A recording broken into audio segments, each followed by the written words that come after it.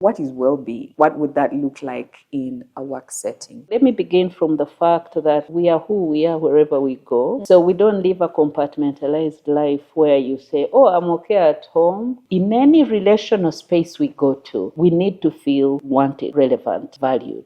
Everything goes down to peace because peace of mind helps us to perform. An employee who's balanced or who's well, there's an energy they bring to the workplace, just like we are here. We are so energetic. And I believe it goes back to empathy. I don't know who said that empathy is not a trait managers need to have. It has been confused maybe with sympathy. The workspace landscape is changing. Yeah, relationships between managers and employees is changing. And I think employers are becoming more and more aware that the people that we employ are not just a resource, they are human beings. Gone are the days where culture was, the values we hang on the walls and they look so pretty. And I know. We've In put color. Yes.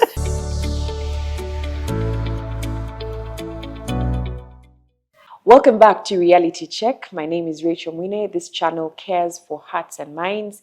And every single week we have conversations on mental health, especially in the areas of marriage, relationships, the family, and the workplace. Today we want to shine a spotlight on the workplace, and back again with us to have that conversation is Ruthie Ndwiga. Ruthie is a human resource professional, but I will let her say a bit more about herself for those of you that are watching her for the first time.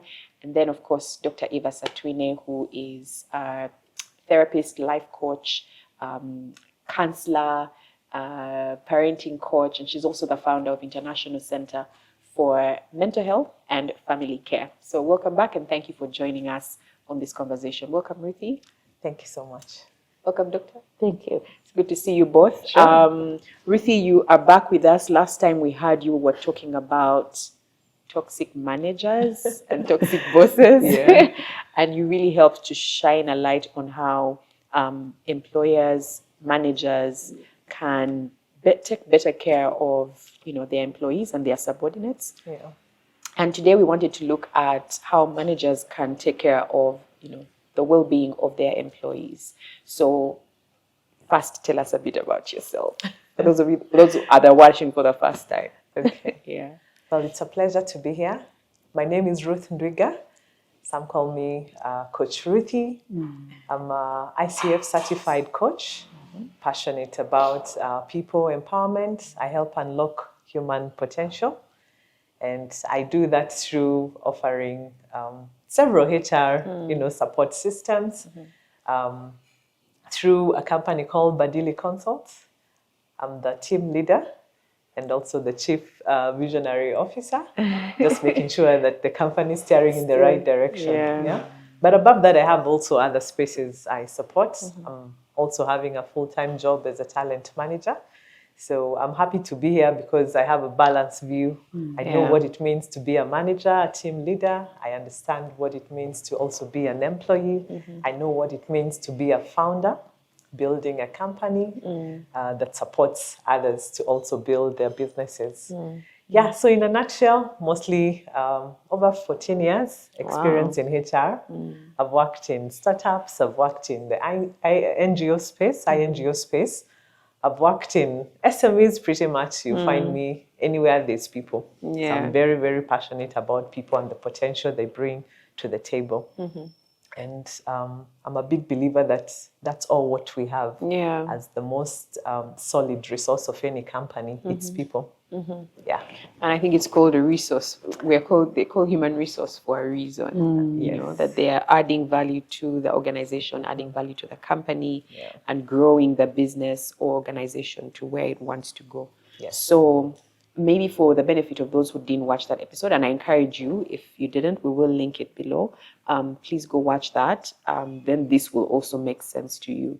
But let's kind of define what well-being is, especially in the workplace setting.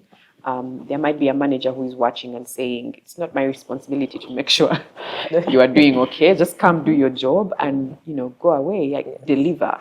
Because we know, again, like we said in that episode, that there are managers who are just about the bottom line, your goals, your tasks, make sure you finish those. So when things like, my mother is sick, I have a patient in the hospital, my wife just gave birth, when those kinds of things come in, it's like, keep your life separate from, what's happening in the workplace. So what is well-being? What would that look like in a work setting? Yeah. Dr. Evers. Oh, yes. You haven't said a word since we I started. actually had to first define I it. respect her. Guess Really? Okay. So Ruthie, unfortunately, you are. Oh, you. Yes, go she's ahead. going to go first. Oh, you want me to go Yeah, first? yeah. Okay. So well-being. Well-being. Let me begin from the fact that we are who we are wherever we go. So we don't live a compartmentalized life where you say, "Oh, I'm okay at home, and when I go to work, it's purely this." No, you just have one emotional structure, one body, and so to be well is to have a peace of mind. Peace is one of the things that we take for granted, but it's so important. And explaining it from a psychological standpoint is to help people understand that when we have a peace of mind, then your emotions are down, they are controlled. Emotions are important. I think I've mentioned it on other episodes. But emotions are important. They help us to respond to life, but they are not meant to make us perform or make decisions, right? So if they are out of balance, we get out of balance. We cannot function, right? Even positive emotions, by the way. If you're overly excited, overly happy, so they need to be controlled. And so when they are controlled, we have a peace of mind. Peace of mind. And it is from that peace of mind that then the logical part of the brain, which is responsible for planning, problem solving, functioning, performance, and all, then you work better. So for me, well-being is to be at peace. So I could also just open it up a little bit to say peace of mind. So where do we get it from? We get it from being valued. Being valued. Now, that probably we've never given it so much thought, that a sense of meaning and purpose and relevance is actually at the core of a human being. That's true. So in any space we go to, in any relational space we go to, we need to feel wanted, relevant, valued, right?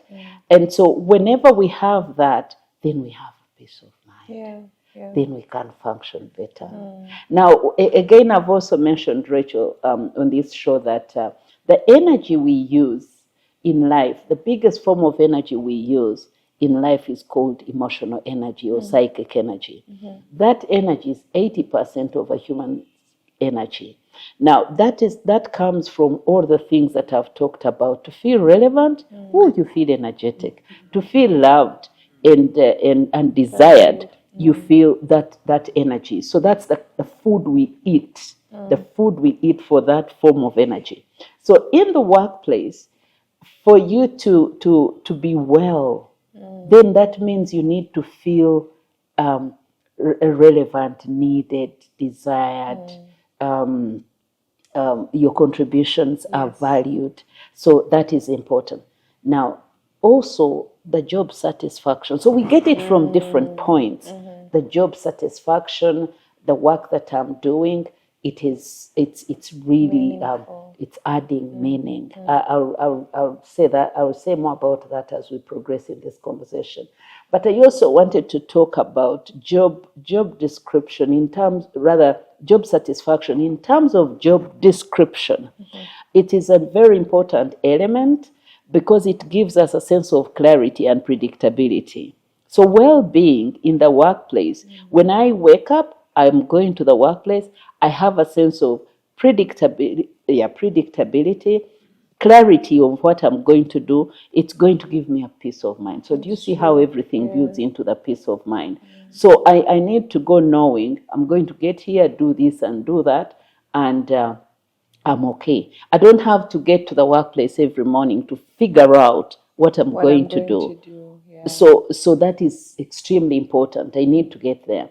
Now, I also need to, well-being is also seen in terms of a supportive environment, a healthy, peaceful environment. Now, I guess I'm repeating myself, but everything goes down to peace, peace of mind, peace of mind. Because once again, peace of mind helps us to perform. When you're robbed of your peace of mind, you can't perform in any place, even in other relationships, because you have no peace. Because peace calms us down, makes us more functional. So I think I'll probably build on that a little more, but for me, well-being is that peace of mind. Yeah, I think one of the things that you said that stood out is feeling valued and appreciated and loved and wanted and relevant in the workplace. And then something else that you said that I know I struggled with at least at one point in my career is knowing what you're supposed to be doing. Like for it to be clear, whether it's through your job description or your conversations with your manager, that this is my role and this is how I'm supposed to be doing it, I think is very, very important, and should be at least the goal of every manager, to make sure that your subordinates, the people that you're leading, know what they're supposed to be doing, and it's not assumed. Because for me, that can create so much anxiety. Like, I'm going to work, but what am I doing? Am I contributing? And then the appraisal is coming up, and oh my gosh. Yes, the self-doubt. The self-doubt. Yeah, yes, because you can't even measure yourself. it's difficult. Yeah, you can't. You need to, we are the first point of accountability. I need to be accountable to me. I need to know that what I went out to do, I have done it. For sure. And that is so important. So you see how things give us peace. We haven't talked about money. Imagine we haven't. I'm sure we'll get there. And it's interesting that just to build on what the ladies have been saying, there's so many assumptions that when the employee comes to the workplace, they are supposed to have equipped themselves with everything relevant, from how the job is supposed to be done, the kind of place they're coming in, who they're supposed to reach out to, who they're supposed to communicate with. And then the employee has also assumed that my employer needs to understand me, know my needs. So at the end of the day, you have two parties that have very high expectations. And the traditional way of gauging an employee who's well is one who is performing, regardless of what they're bringing to the table in terms of the team spirit, or the opposite of that, the conflict they bring in, whether they meet their numbers through stepping on other people's toes or shoulders or heads. It didn't seem to matter in the, shall I say, the traditional way of how employers or managers viewed employees. But I'm glad now there's been a transition. Things are changing, and we are normalizing these conversations that we cannot continue with these assumptions. The human being is a whole person, as Doctor has said. If I came from chaos back at home, more likely than not, and especially as a woman, I'll bring a bit of those chaos in the workplace. So no matter how much I try to regulate those chaos and be present, there's going to be moments where I'm spaced out. I'm thinking about what is awaiting me at the end of the day, and if I'm actually going to be okay by the time I go back home. So it's in the managers realizing that this is a human being who has come. Even them, they are human beings. It's very possible they're going through their own crisis or things that are getting out of balance. Sometimes it's not even catastrophes. They're just things weighing you down, and we've noticed shifts in even how people communicate in the workplace. Like when children are going back to school, you find there's a bit of pressure, and you can tell there's that tension. So my contribution as a HR person in that time, I'm always looking out for, hey, finance people, if we can support our members faster, or, or maybe even proactively discussing about the financial literacy, that we are not caught up in this vicious loop of we don't have school fees. We'll find that the first week when children go back to school, if you're in a sales environment, the numbers go down. If you're able to quickly measure your performance, you find that employees' minds are scattered. You're busy looking for money, yet they were in the workplace for more than 30 days, or they've been at it for a couple of quarters, and here they are again with the same issue. Yeah, so I think there's the definition of what we hope the employees will become, and how we can support them to just be. Yeah. So let's help the managers that might be watching this conversation. How do they then know what are some of those signs that they should be looking out for? I think you alluded to one of them, like school fees season. What are some of those signs that an employee might not be doing well, and maybe they're being weighed down by something that's affecting their mental health and therefore their productivity? And then how does a manager respond without overstepping? Because I mean, if I'm going through something at home, I don't think I want to share that with my manager, but it's affecting the workplace. So what would the approach be? Yeah. I think I'll just start from where she stopped. Managers viewing their staff or their team members as humans, not human resource. First and foremost. So, and again, you mentioned it, Rachel. We've had managers who say the only thing that connects us is work. The rest I don't want to know. Now that's not right, because you see, the person you're connecting with is human, first and foremost. What does that mean? They have a life outside of work that they manage. And if they don't manage it well, or if you're not a little interested, no, we're not saying, managers should just snoop into their staff, their team members' lives. But it's important to know that you're a support system in this person's life. And most importantly, to know that this person has a life that actually pours into the workplace. So that is very, very, very important. But coming back to your question is managers need to create an environment that is supportive, what we call supportive. Because, we all, our performance is dependent on how we are treated. I don't know how much I can emphasize the importance of human interaction. The quality of human interaction determines how functional we are or how dysfunctional we get in any place.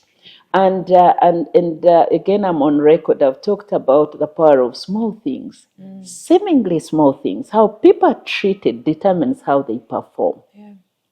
You see? And so when we say, how do you break that down for a manager?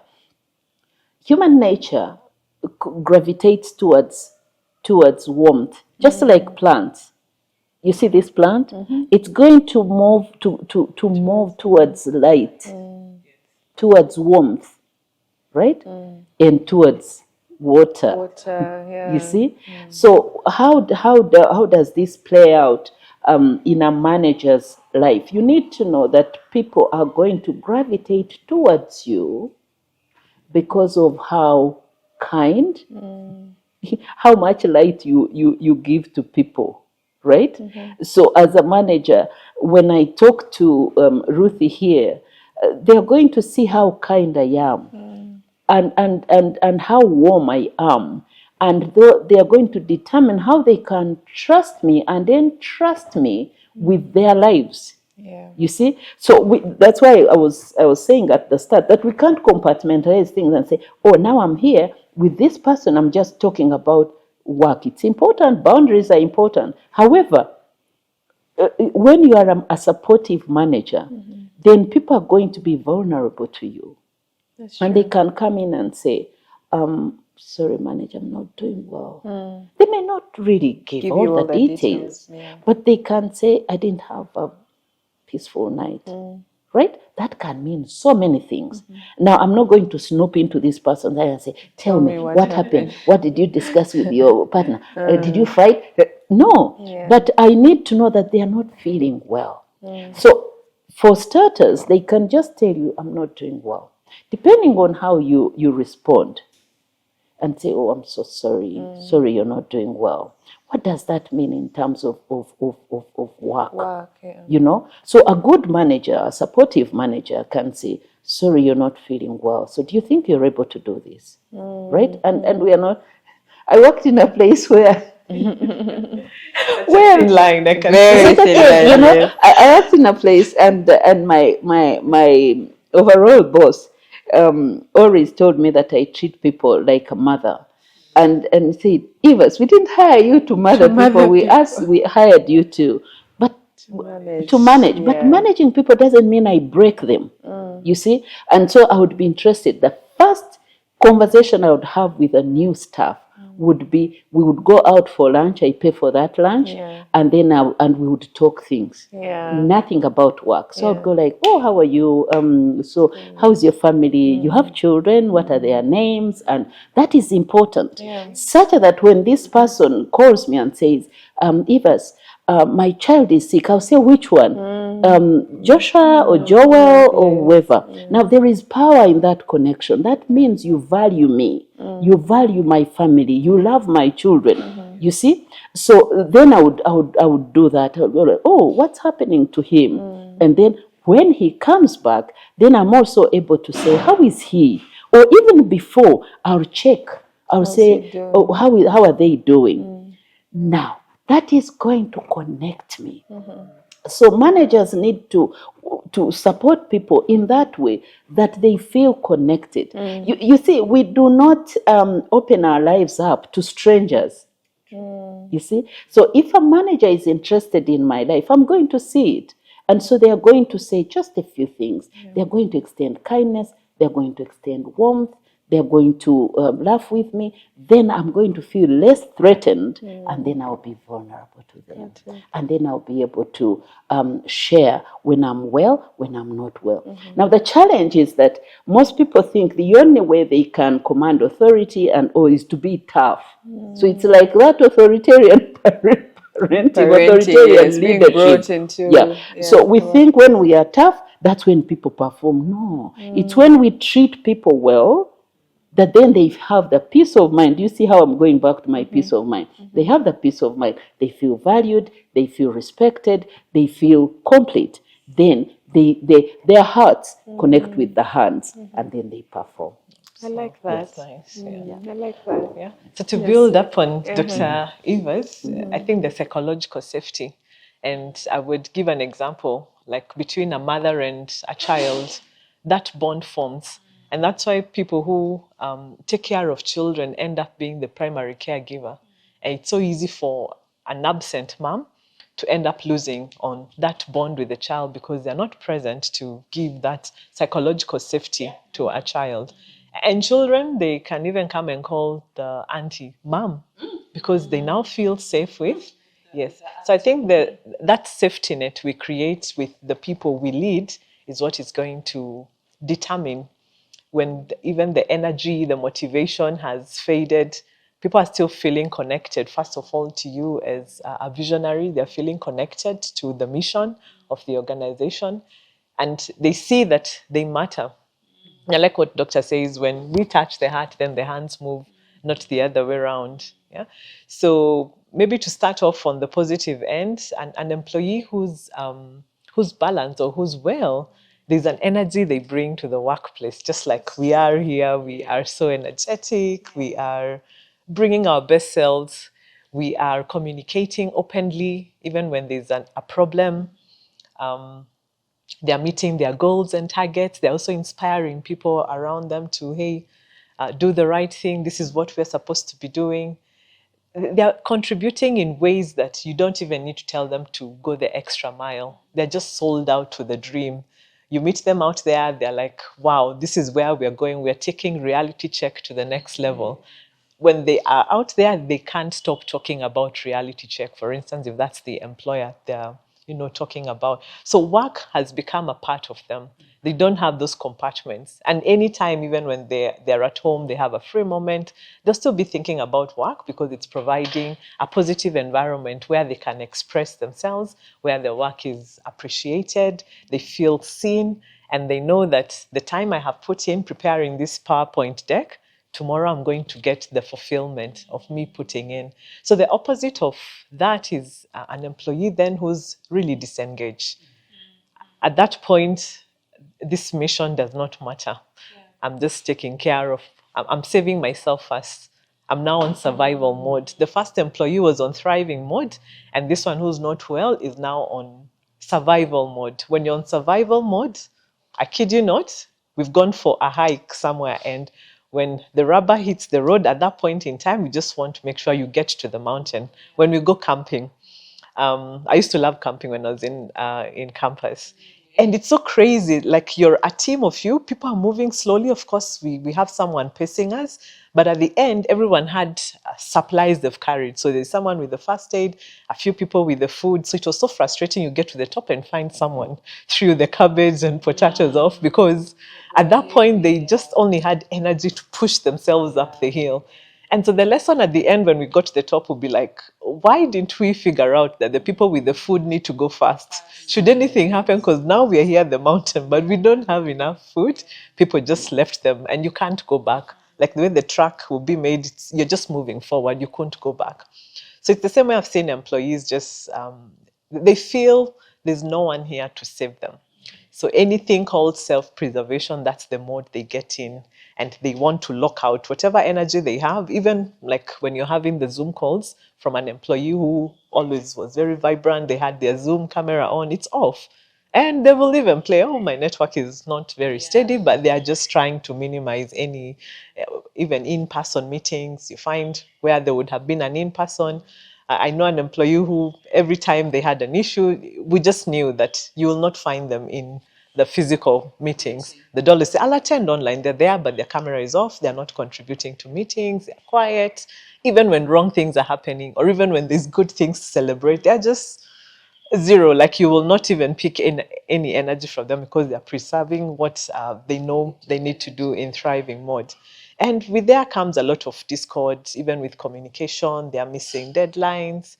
They're not even able to tell you that they will not meet the deadline. You know how you've put your hope in a project being done? Like, imagine if we waited and Agri and his team don't show up today, and they don't communicate. They wait until, and then when it's the time when we're supposed to start shooting at 10, their phones are off. So you find those kind of employees, there's a lot already happening. And as managers, if we don't keep, I call it the pulse check on our teams, then we fail to find those things which we could have caught earlier on. And I believe it goes back to empathy. That's true. And I don't know who said that empathy is not being, is not a trait managers need to have. It has been confused maybe with sympathy. It has been like what Doctor was saying, that when you're a mother, you're not being professional in the workplace. But I call it empathy, because we are walking in the shoes of everyone that we are leading. And it starts from what Doctor has mentioned, that relationship, that rapport. And it's interesting that managers also sometimes they're pushing you as, for instance, a salesperson, to build deep bonds with your client, so you can understand their payment cycles, because when you're in the faces of your customers, you'll know this customer maybe is building a personal house, and you want to make sure that, let's say they're a distributor or a sub-distributor, you want to make sure that your money is, because they are selling, that your money goes back to the business. So sometimes managers, we're caught in that place. We know what it needs to be done, like relationship building. But I don't know, when it comes to our private space, the people we are managing, we're thinking we could manage them differently.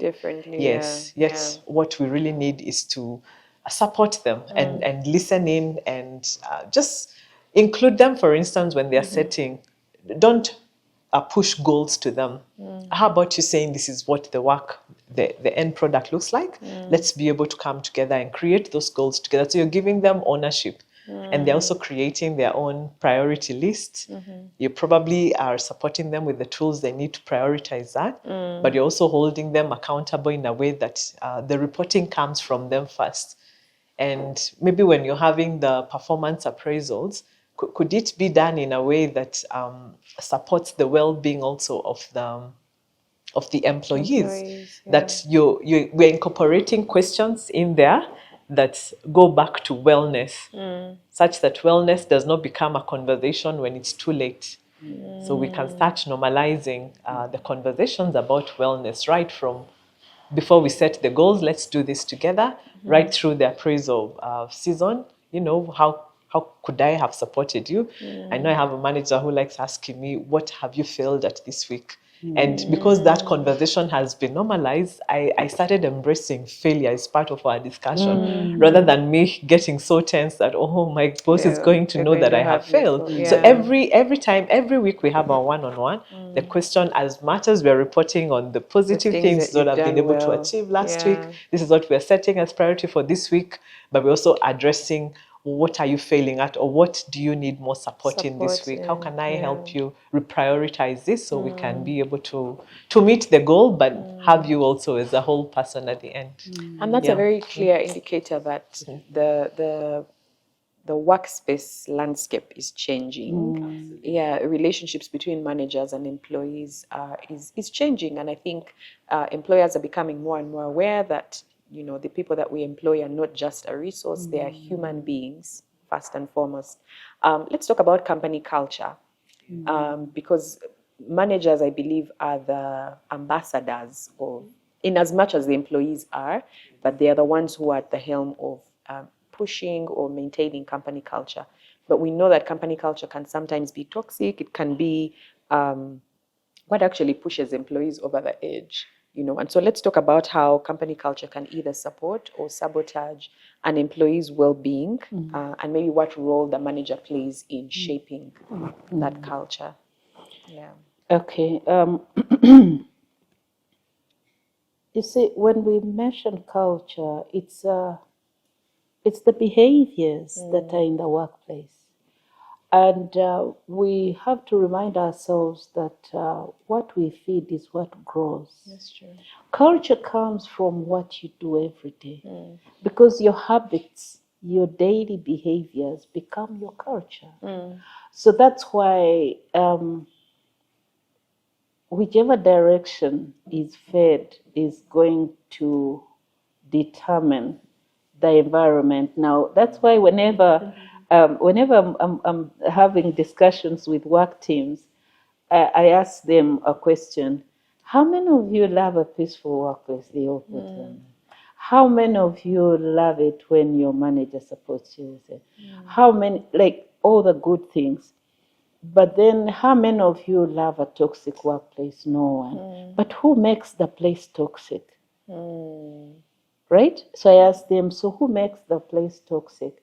Now, at the end of this conversation, I always remind them that the energy each person brings to the workplace is what circulates That's true. the place. So if you bring negative energy, that's what is going to happen.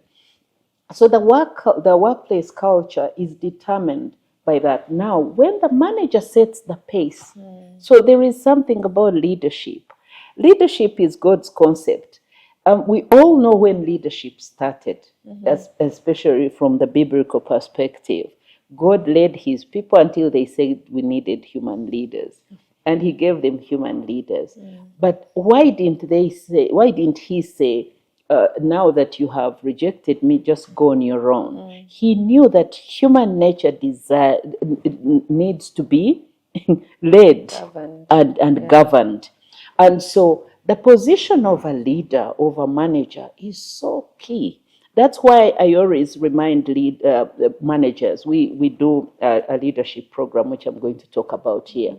I remind leaders that their role is not self-celebration. It's actually to lead people, to guide people, to govern people. Now, the energy that the manager sets, the kind of culture that he accommodates is what is going to grow. So that's why you'll find that, we support some workplaces, and to be honest with you, some of them, there's a lot of negative energy. People gossip, people cut, people, they just, what do? They go to a manager, they lie about this person, and this is accommodated by the leader. When it is accommodated, that's going to be the culture. You see, so every day people are going to be innovative with what lie they tell you, how they undercut others. That's going to be the culture. But when a leader determines a positive culture, of open communication, of empathetic leadership, rather of empathetic relationships, because you have to set the pace. You see the pulse that you talked about. You have to set that pace. For instance, someone knows that failure is accommodated, right? So if a manager asks, "What did you fail at last week?" then you have that kind of conversation that is non-threatening. I can talk about my failure. I can ask for support. It's very rare that another staff is going to come and say, "Ruthie failed. Can you imagine?" It's not shocking. So you've already determined a culture of grace and empathy, and it is okay, and peace, right? And growth. That is important. A culture of open communication. You see, but not just open, but empathetic communication. You see, where you see things from another person's standpoint. This is even seen in small little things. I've seen managers write messages like, "Please, if there is any problem that this wasn't submitted, let me know." Yeah. Oh, that is so wonderful. It is different. It can be said differently. You can say, "I don't understand why this is not been submitted. Yes, not been submitted." Now, so that culture of harshness is also determined. So it is the little habits that we accommodate every day that become the culture of the organization, the culture of a home, culture of every. It doesn't mean that you're dealing with different things. By the way, what people are dealing with in the office are the same things, but how you handle them determines the whole environment and the culture of the organization. That makes a lot of sense. Gone are the days where culture was, the values we hang on the walls, and they look so pretty. And I know. we've In put color. yes, we leave them. They are on our T-shirts, and it's become, that time where it's critical for leaders to be living culture carriers. You embody the culture every time you speak or you don't speak. When you show up, you don't show up. In your presence and absence. So culture is every day. It's not a one-off. It's not when we have the culture days or the mental wellness day or the performance appraisal season. Culture is what, it's the fabric really of society. It's the fabric of your workplace. And it's interesting that it's also set by the people you're serving, because given the environment you're in, the customers also determine the kind of culture that needs to grow in a certain environment.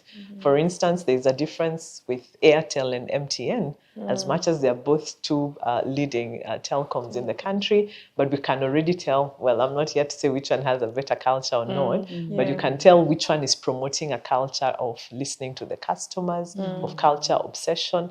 So that's that kind of an expectation also by the customer affects the culture that's going to be lived within the organization.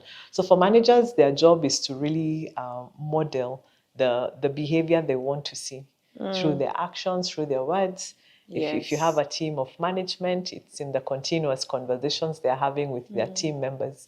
So you find sometimes the CEO is really seated at the top and he may not have quite a direct impact, for instance, with let's say even with the finance team. But the finance manager has an effect on the finance team members. So it's in the manager being able to break down the culture to the people they're leading. Gets a little technical, but it looks obvious, but sometimes people are really sold out to the job at hand, and they're forgetting to talk about the pillars that support that job. So for instance, a finance person who has understood that we are in a very fast-paced environment, approvals need to happen in real time. So how we communicate that real time doesn't need to be urgency, emergency every time people are firefighting. We've become firemen in the workplaces, but it's because we've not been able to define who are we serving and what's, for instance, their level of urgency and expectation. So then that way, the managers can carry that culture they hope to be reflected by their team members. So it can be the conversations maybe that happen during the town halls or the team meetings, and we are creating an open door We are not being invasive, because again, we have to maintain that professional aura. And sometimes I've heard people say Africans know how to overstep it. When you're kind, now being sympathetic to your work, your team, yes, can sometimes be seen as a sign of weakness. I've seen it play out, and it's maybe also a point to understand why the managers take that tough stand. Like, we are no nonsense, we don't feel, we don't care what happens. But I don't think it's really because of that.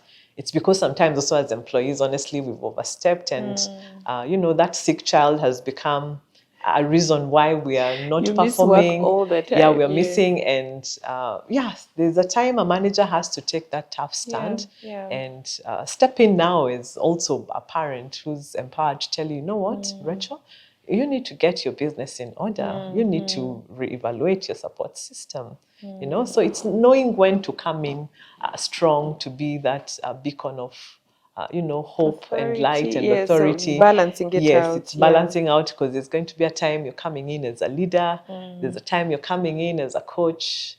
There's a time then you're coming in as a mentor. And it's a triangle of leadership that keeps rotating within there, and knowing at what point do I need to pull out this cap. It's actually interesting that you bring up the aspect of balance, because I think we've talked a lot about how managers need to view their employees. And I think it's important that we also help managers see the different kinds of hats that they are going to be wearing as they manage, the employees.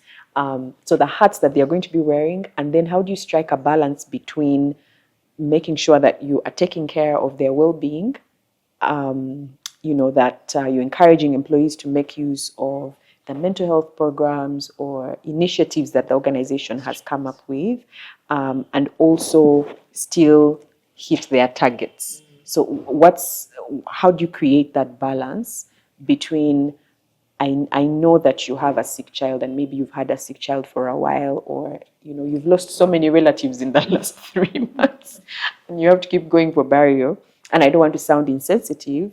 How do I then strike that balance between, you do have targets and goals, but I also want to show you that I'm very supportive? Yeah. You want me to come in here? I do, yeah. You see, humans, I think we've gotten stuck in the extremes. And if you allow me, I'll borrow experiences from parenting, but not just parenting, even generally relationships. We understand when someone is tough, and I've had some people introduce themselves as tough, which is okay. Others, so we have the tough, we have the other extreme, which is permissive. And we don't understand the in-between, which is the empathetic balance, right? Now, you've had, for instance, when a parent is a good parent, parents are worried about over-loving their children. You've had such things, loving or spoiling their child because you love them. I say, no, love doesn't spoil. Love does not spoil unless you offer it the wrong way. There's nothing like loving someone too much. No, it means love can never be too much. You just need to offer it the right way. Right? You've had, for instance, husbands who are so nice to their wives, they say that one is bewitched because they are soft. So we don't understand the softness. So every time we become human, we are perceived to, people fear to be balanced humans because we fear to lose power. And that's not what it is. So we are not talking about extremes. Because you see, I can lose a couple of people in a row. Right? You only need to understand. When you understand, you also need to know that people who do not understand care, they can actually take advantage. Now, so let me talk about empathy. Empathetic leadership. Empathy breeds wisdom. So when leaders should not fear to be empathetic. Let's use an example of King Solomon, right? When he was he was what was it? When he was supporting these two ladies, you remember, who were fighting over a baby. I've, that story, I don't just read about it, but I also get the images and how he was doing it. You just see an empathetic leader who is listening to both ladies. And he allows each one of them to talk and complete their story. In the process, in his calm, he's able to listen to unsaid words, right? He sees this lady who says, it's okay, we can cut the baby, each one of us takes half. He knows that no mom would settle for half a child, right? So he's able to tell this woman who is glad and eager to have the child cut into two, most likely this is not their child. So I just want to use that to say to leaders, being empathetic doesn't make you weak and manipulated. No. You only need to be a good human. When you're a good human, you're going to listen. And you're going to listen to unsaid words. You're going to see when someone is just being manipulative, lying and taking advantage of your kindness, and you're going to say no. Because you see, leadership always presents us with opportunities to set boundaries. You see, so if you see someone, I mean, and I'm not marketing myself here as a super empathetic leader, but I really try to do that. I talk to my workers at home. I joke when I'm supposed to joke, but I see when they don't understand my joke, I'm able to withdraw it. And I know when I need to call them out, I need to call them out and say, this. So they know that here I can go so far. Yeah. Right? Even at the teams we lead everywhere, people need to know that there's a moment to joke, there's a moment of light conversations, but then there is also a place for tough conversations. Yeah. So even when you're communicating, we actually call them uncomfortable conversations, because every time we say tough, it feels repelling. Yeah. But you need to sit with someone. Truth is uncomfortable, but it has to be said. So if you are a leader that is able to balance courage with grace, with kindness, with empathy, you're a great leader, and all leaders need to go there. Now, so that is very important. Rachel, if you allow me to smuggle in something else, part of the work that we do at ICFC is to promote supportive leadership. And we call it MAGIC leadership. MAGIC is an acronym. MAGIC leadership emphasizes the psychological part of leadership, where you're supposed to know what motivates your people. I can have Rachel, Ruthie, Agri, whoever on the team, but we are all motivated by different things, and I need to connect with this person's heart. You see, I need to connect with their heart. I also need to connect with their struggles. You see, so a good leader is not just going to take the positive part of the team, of the team member, but also their struggles and know how to help them navigate them. Now, MAGIC, I say it is an acronym. M stands for meaning. There are people who engage or connect. Remember, I talked about the heart connecting with the hands. So I need to know what motivates Ruthie specifically. And every time I'm doing this leadership, MAGIC leadership training, I ask leaders to tell me why they think their members, team members, come to work. And across the room, people say, we pay them. But that's not the primary thing that gets someone out of bed. Do you know you can be going to work and you feel exhausted on a Monday morning, right? So what is that actually gets somebody's heart connect with the work? M represents meaning. Someone finds meaning in the work they do. We can all be doing this work, but I can be there and go like, Why am I here? Why am I here? Now that energy lost through self-doubt is going to determine my level of performance. For instance, I remember years back, I worked with a population organization, and one of our funders woke up one day and said, "Oh no, we should have a program to stop men from paying bride price in this country." And he said, "Yeah, I'm happy to commit these funds to her," and I was the focal point. And I didn't believe in that work, and I had my reasons because the thing was, he was just looking at it from one side. He said, "We need to tell women to refuse." What happened? I tried to help him understand that we needed to create so much awareness and all, but he was asking that we just hit it on the head. He said, "No, this makes women not valued. This makes..." I said, "But let's check." Now, guess what? When we started doing that work, women said we can't be married for nothing. You see that? Yeah. So I didn't believe in the work that we were doing. So every day I would have to mobilize myself. I'm like, geez, I'm just going to do that. So there are people who get motivated because of the work they are doing. They find meaning. But there's another person who can work. They don't care. Okay, they are motivated by something else. A is autonomy. There are people who are motivated by autonomy. It's the thing. They need to come to work. They have the freedom to innovate, to be creative and all that. Now, if such people are subjected to routine, they're going to lose energy. They're going to lose wellness.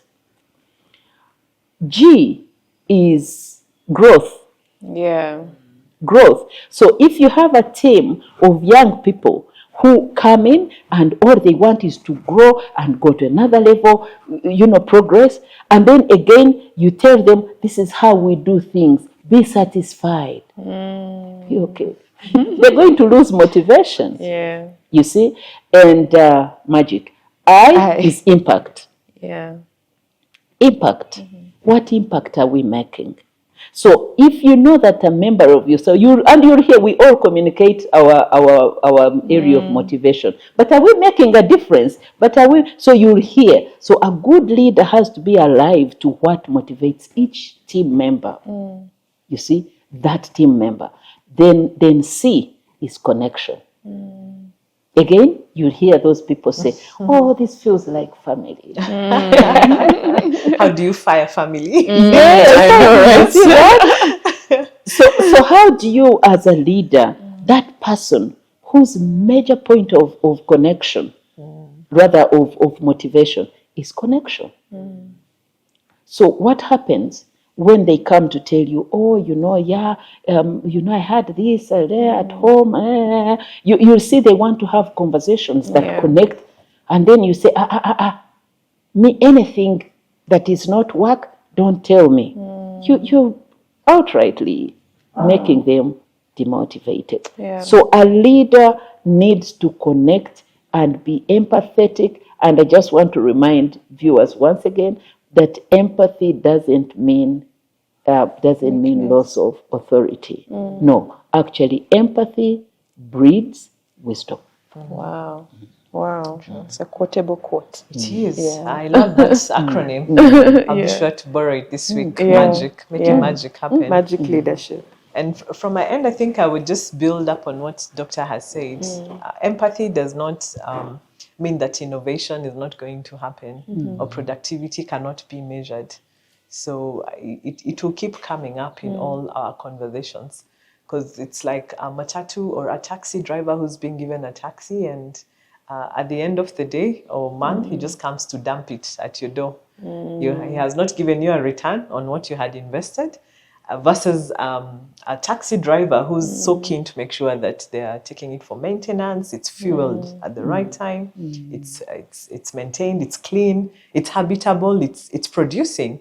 So if managers could see themselves as gardeners, and you have your crops or your favorite trees in that garden, what is needed of you every day is to, first of all, understand, just through the magic acronym, that these people have been put there for you to be a steward, and it's your job to make sure that they are producing. And in producing, just like how God prunes the trees that are not being fruitful, it's up to us as leaders then, at that point in time, be a leader, not the one just managing to know that even as I prune, I need to be gracious. Some of them will need to be totally kicked out from that team. It needs to be done in an empathetic way so the employee who you have just laid off is not spiraling into mental instability after losing their job. And the ones who are on the team being prone to bear more fruit, then we can see how to maintain them. And then as a leader, I think it's also leaving an open door. I think I mentioned about it. Not to be stepped on, not like a carpet, but where you're not, again, being too invasive. For instance, some managers think the burden, like HR people, we keep thinking we're therapists. But many things I've had to tell HR professionals, we have not been trained to be therapists. If you've done a course in psychology, then that becomes a benefit. But in the workplace, there's a place where your job starts and it ends. And it's okay for you now to say, at this point in time, I think this is an ICFC discussion. My work as HR, my work as coach is done here. I think we are spiraling into something that I am not equipped to handle. Yes. Yeah. So a manager who's always asking you questions of how are you every morning, how are you? It becomes routine and you want to tell them what, yeah. But if you notice those habits, because of the pulse check, when we are in touch with our team members, we'll be able to know today Rachel seemed a bit quiet in the meeting. And so that can become a conversation starter. Rachel, are you fine? Or how are you handling the workload? Or how is your new team? Is there any area I can support you in? That becomes less invasive, but helps the employee feel heard, listened to, and seen. That as much as, yes, last week they were quite vibrant, something is going on in their space this weekend. Maybe that's why they're withdrawing. And I keep emphasizing nothing can move the needle if we don't have the right programs and policies in place. It's an area sometimes managers either feel supported or a lack thereof. So the people who are in those spaces of being able to create like a wider change, I always emphasize, could we keep revisiting these policies? That it's not just performance appraisal policies, that we have wellness policies as well and programs that are real and support the well-being of the team at hand. I have this space where as much as we have all these groups on GChat, on WhatsApp, but we also have a funny group that we know if you want a good laugh. Of course, most of them tend to be professional, not like crazy jokes, but we have a space where if you want to just get the latest memes, professionals have to go through, then we have a tank, a reserve tank to constantly tap into. And I've noticed it's those small initiatives, those small spaces where the team knows, hey, we have happy hour maybe every 2 weeks. Let's, even for distributed teams, we can always have a physical meeting once per week. So we're not overwhelmed with that isolation that's coming up. It's an area of the new world of work that we're not talking about. Many employees who work in remote kind of a work environment end up facing isolation, which affects their mental well-being. So how can we be able to bring together the team so we are physically meeting, having the one-on-one conversations? In fact, I've always said managers who I want to put on performance improvement plans are those who are not meeting their members.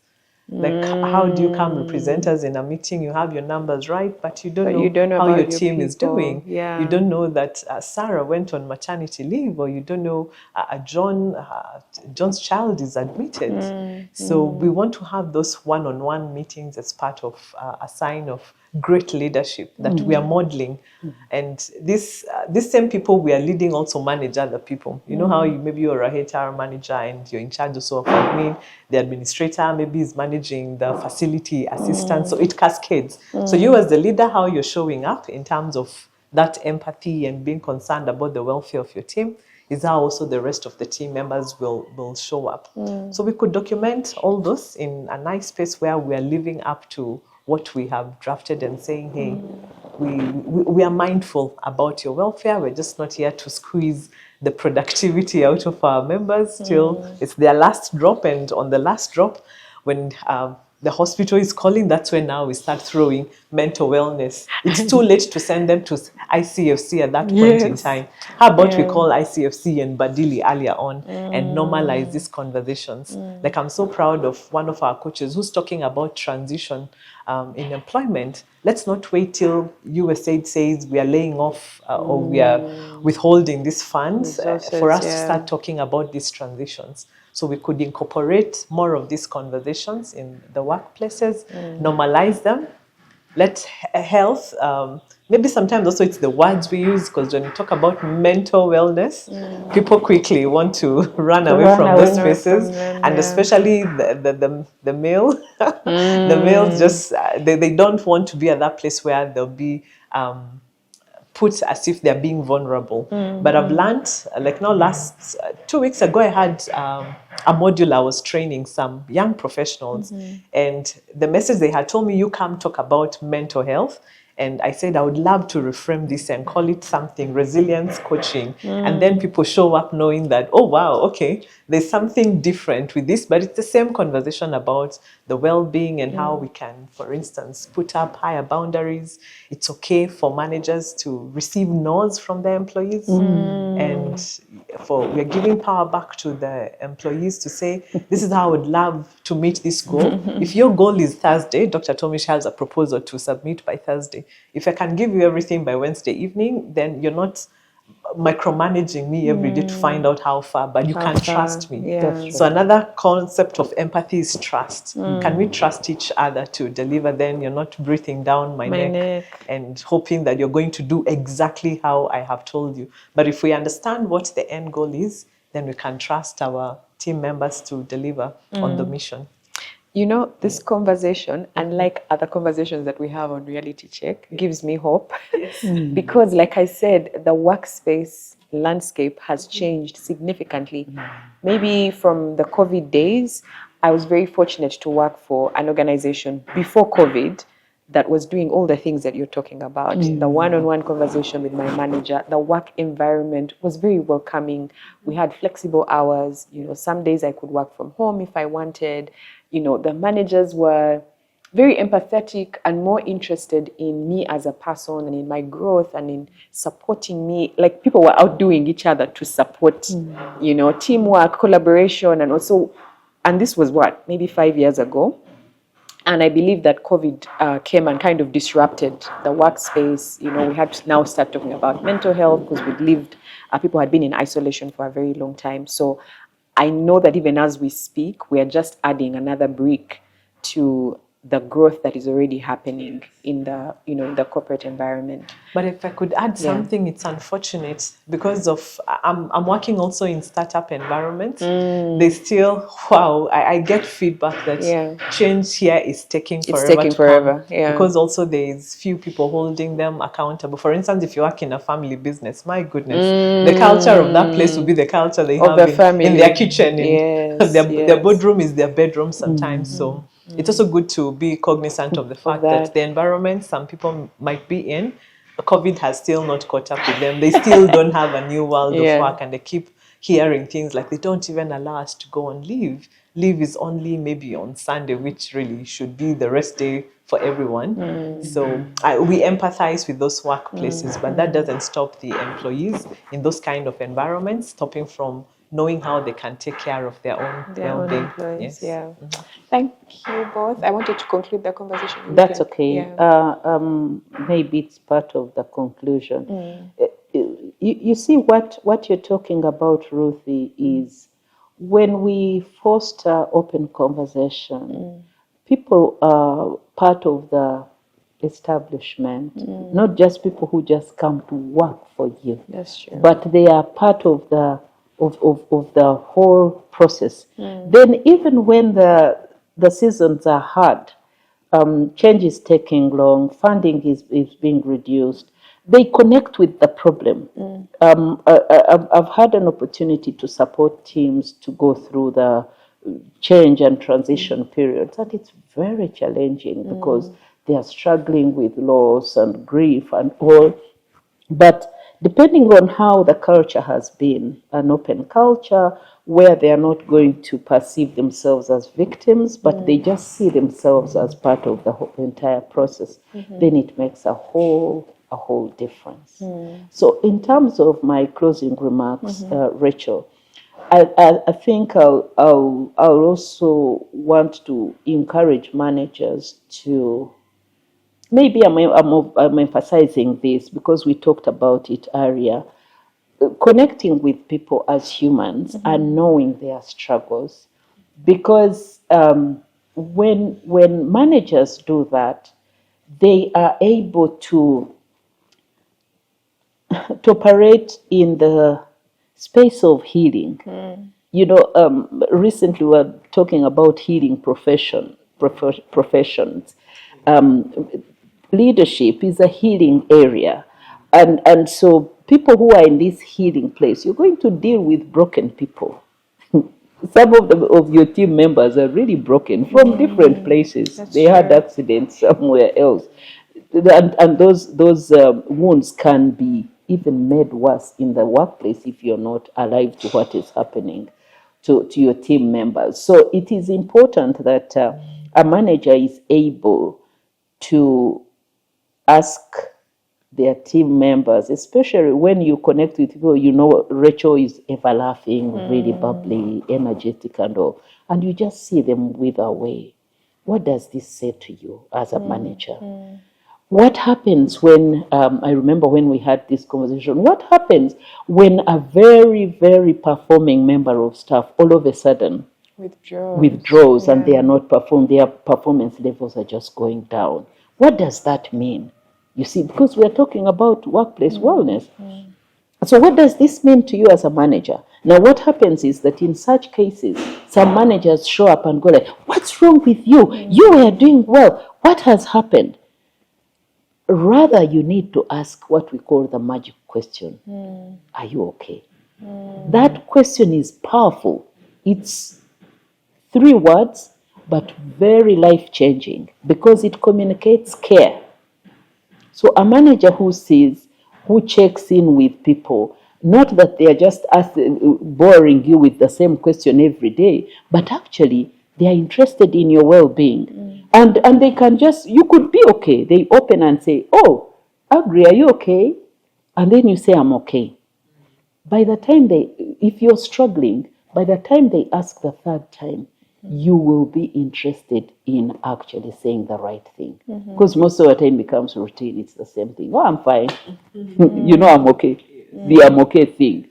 I saw recently, I was reading an article from one of our psychology sources, and they said 73% of the people who say they are okay are not okay. You see? So what happens when you ask that magic question and say, are you okay?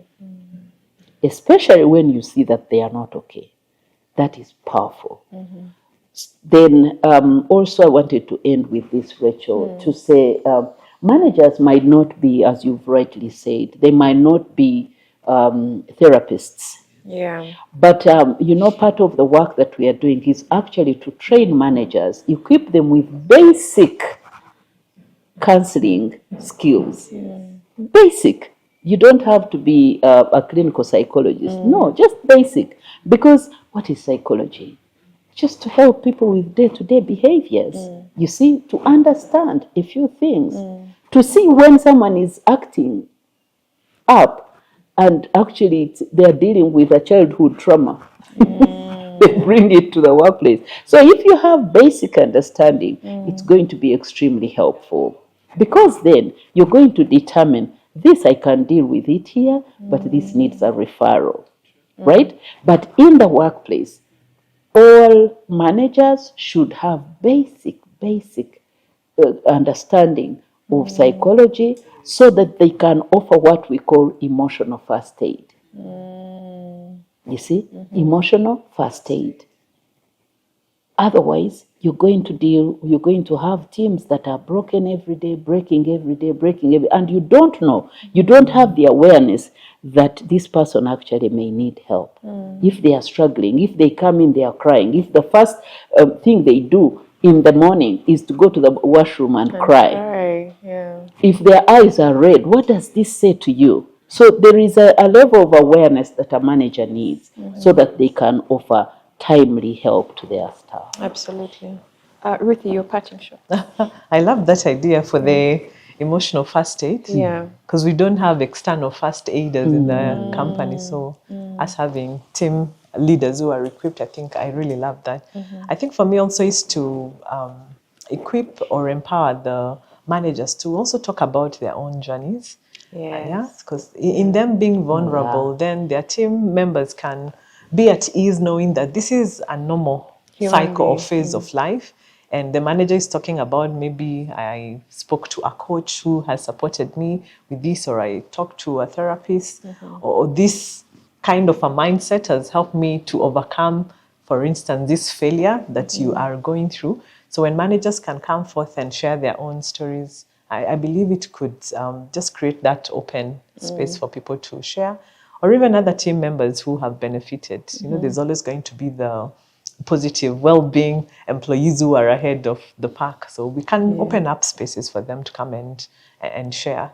So this story or this conversation of well-being has just begun. We won't stop talking about it.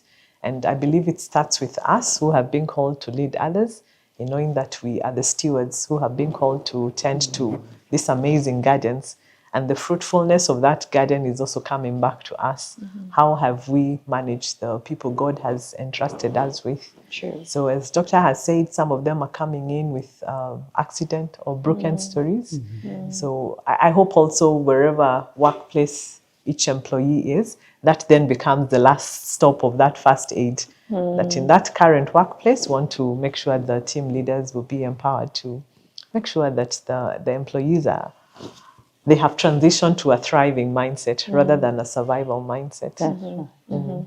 Wow. Thank you, Dr. Evers. Thank you, Ruthie, Most welcome. for giving us this information. I really love the perspective from, a therapist, and then you being an HR professional, and then also from your work experience. I think it has been a very rich conversation. Let us know if you're a manager, you're an employee, you're in the startup space like Ruthie alluded to. Those ones are really, really hard. And the change, like she mentioned, actually has not yet found them. It's really tough when you find people who are working in those spaces and they're like, they don't have time to do anything except that company's, work. So would like to know at what level you are at, and maybe there can be some conversations happening in the comment section. Give this episode a thumbs up, share it, and don't forget to subscribe to Reality Check. Until next week, stay well, stay healthy. Bye-bye.